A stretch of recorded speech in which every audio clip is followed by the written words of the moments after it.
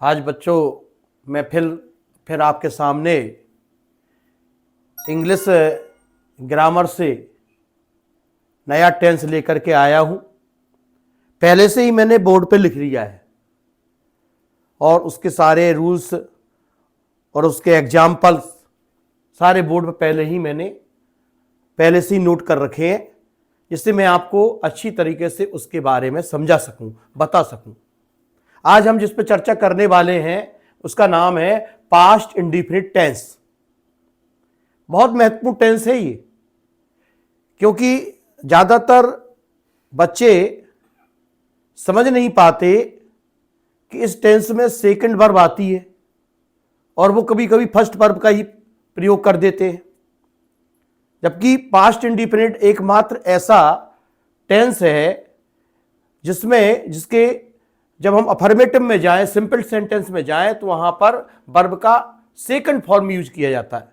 बच्चों मैं आपको सलाह दूंगा कि सबसे पहले तो ग्रामर को सीखने के लिए आप सभी या अधिक से अधिक क्रियाओं का सारे form, first form, second form और थर्ड फॉर्म और उसका आईएनजी फॉर्म, ये तीनों तैयार कर लें विथ स्पेलिंग।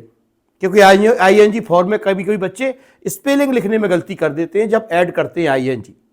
तो फर्स्ट फॉर्म आना चाहिए आपको, फर्स्ट फॉर्म में उसका मीनिंग्स भी आना चाहिए, वोकेबुलरी आपको बढ़ाना है, English to Hindi, Hindi to English, इस पे काम करना है आपको।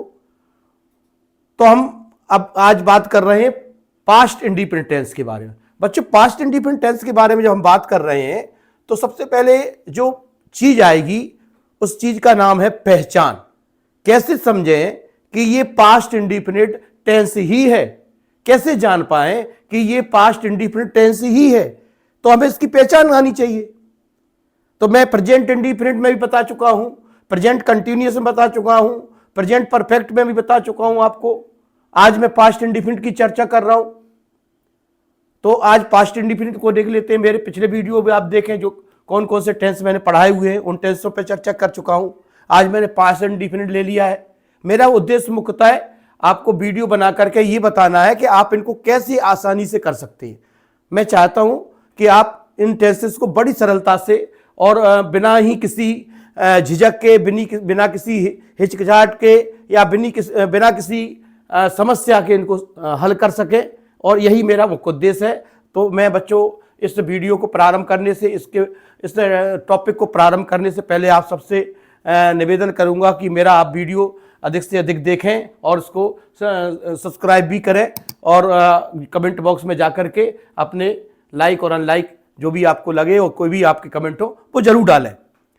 तो जिन वाक्यों के अंत में पहचान देखें, जिन वाक्यों के अंत में गया, क्या दिख रहा है इसमें कि कोई वाक्य या कोई भी काम पहले हो चुका है।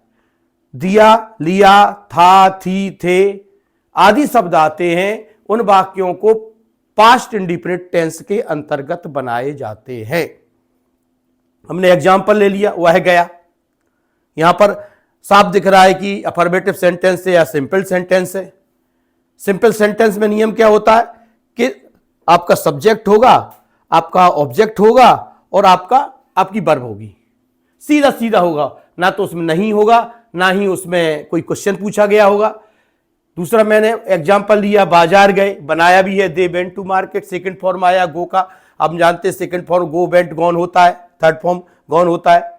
पहला हमने ले लिया simple sentence, affirmative sentence, assertive sentence, threes are one. इनमें हम चर्चा कर रहे हैं तो सीधा इसमें स्ट्रक्चर लिखा है सब्जेक्ट प्लस वर्ब की सेकंड फॉर्म। देखें आप, वर्ब की सेकंड फॉर्म ऑब्जेक्ट और उसके बाद है अदर वर्ड। समझे इस बात को? अदर वर्ड माने कोई ऐसा वर्ड जो अलग हो, जो ऑब्जेक्ट से भी अलग हो और आपका या डबल ऑब्जेक्ट भी हो सकता है, उसके बारे में। और एग्जाम्पल भी दी, उसने मुझे बुलाया। तो देखिए यहां पर उसने की अंग्रेजी ही, बुलाया की अंग्रेजी कॉल्ड, कॉल का सेकंड फॉर्म कॉल्ड, कॉल का सेकंड फॉर्म कॉल्ड, और मुझे ऑब्जेक्ट के रूप में आया है तो यहां पर आई, माई, मी का प्रयोग करेंगे। इसी तरह मैंने चाय पी, तो मैंने पिछले वीडियो में बताया कि चाय के लिए हम टेक का प्रयोग करते हैं, टेक का सेकंड फॉर्म टुक होता है, तो आई टुक टी। इसी तरह इसी का दूसरा आ गया, दूसरा सेंटेंस ले लेते हैं, नेगेटिव को हमने भी लिखा है। Negative sentence. देखिए, किसी भी टेंस को समझने से पहले आवश्यक है कि आप उसकी जो वोकैबुलरी है, जो उसके मीनिंग्स हैं, उनको अधिक से अधिक बढ़ाएं। तो प्रत्येक बच्चे को अपने पास एक पॉकेट डिक्शनरी रखना चाहिए। उस पॉकेट डिक्शनरी से आप लोग अपने मीनिंग्स या अपनी वोकैबुलरी को बढ़ा सकते हैं, तभी आप टेंस सीख पाएंगे। टेंस सीखने के लिए, टेंस बनाने के लिए आपको वर्ड चाहिए, आपको मीनिंग्स चाहिए, आपको वर्ब चाहिए, आपको कई ऑब्जेक्ट के मीनिंग चाहिए, और आपको स्पेलिंग बनाना भी आना चाहिए, तभी आप बना पाएंगे। तो अगला है आपका, देखिए, मैंने चाय पी तो आई टुक टी। फिर आ गए नेगेटिव, नकारात्मक वाक्य बोलते हैं नेगेटिव सेंटेंस के बारे में चर्चा कर रहे हैं। सब्जेक्ट आ गया। अब यहां पर देखिए, यहां पर हेल्पिंग वर्ब आ गई, डिड हेल्पिंग वर्ब है, डिड हेल्पिंग वर्ब है, जो डू का सेकंड फॉर्म ही आप देखेंगे मेन वर्ब में, लेकिन नहीं, यहां पर ये जो डिड है वो हेल्पिंग वर्ब है। Subject did plus not plus verb first. यहां देखिए सेकंड फॉर्म नहीं यूज करेंगे, यहां पर वर्ब का फर्स्ट फॉर्म आ जाएगा बच्चों। देखिए आप, वर्ब का फर्स्ट फॉर्म आ गया, ऑब्जेक्ट और अदर वर्ड्स। हमने एग्जांपल भी लिए, उसने कलम नहीं तोड़ी, he did not break pen, कलम मीन्स पेन। गीता बाजार नहीं गई, Geeta did not go to market. तो हमने आज पास्ट इंडिफिनिट के 2 सेंटेंसेस के बारे में यहां चर्चा की। इस वीडियो में यही 2 सेंटेंसेस मैंने बोर्ड पर लिखे हैं, और यही 2 सेंटेंसेस को आपको मैंने बताया है।